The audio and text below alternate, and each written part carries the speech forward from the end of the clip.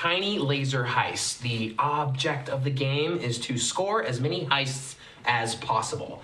As you can see here, there is a array of various lasers set within this museum of sorts. You can see that there's black lines delineating different rooms.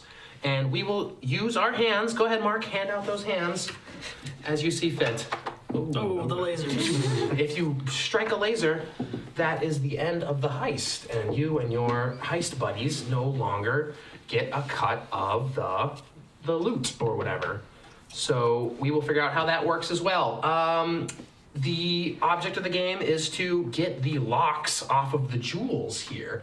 You're trying your best to get the locks, so you're working with someone else to get the locks off and place them on another stack of locks.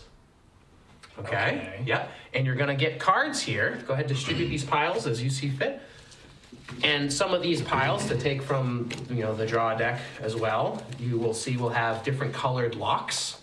You cannot access a stack unless you have, or the team you're working with has a lock corresponding to the colors. One lock color corresponds to, if this whole row was blue, we could just do it blue with one card. I could do it alone or whatever. Mm-hmm. If there's two blue locks, that's fine. One of us has a blue card, we're fine. We need one blue card and one pink card. We need one colored card for any number of locks.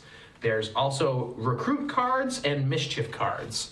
Recruit cards are a positive benefit that you might be able to spin your negotiations with your party. Perhaps they increase the payout, perhaps they give you more time. Where mischief cards are played by people who aren't in the party. Maybe you have to cover one eye, maybe you have to do silly antics in that capacity.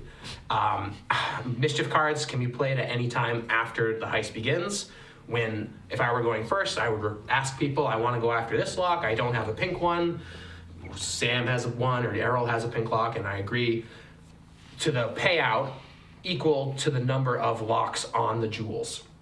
So if there's two cards, there's going to be two payout cards. And maybe Sam and I come to terms with we each get one.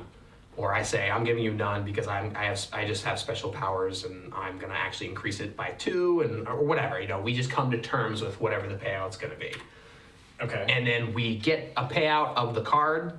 We get the payouts equal to the number of locks, and we don't look at the payout until the end of the game. Interesting. Okay. So when the deck runs out, the game's over, and the person with the most payout wins the game. Okay? Are all payouts positive value? No, there's zeros. There are potentially zeros. But there's no negatives. There's no negatives. Okay. Yeah, there's no negatives.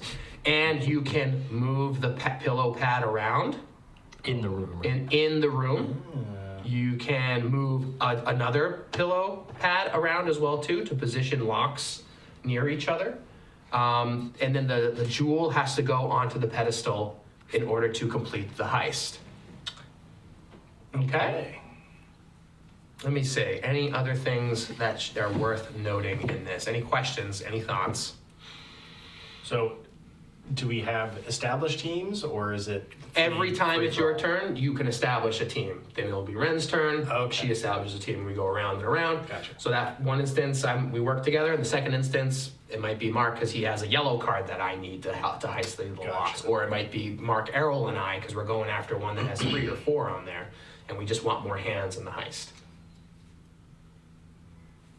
Yeah, I think that's it. Okay. We need to consult any of the cards. Oh yeah, and then we'll take a new lock out and add it to the stack. We'll reset the jewel, add more locks to the stack. If it's successful, then a new laser will be added. Whoa. Oh. If it's unsuccessful, we just reset the lock and leave it with 4 or 3 or however many's left, so it gets easier as the game progresses. Okay.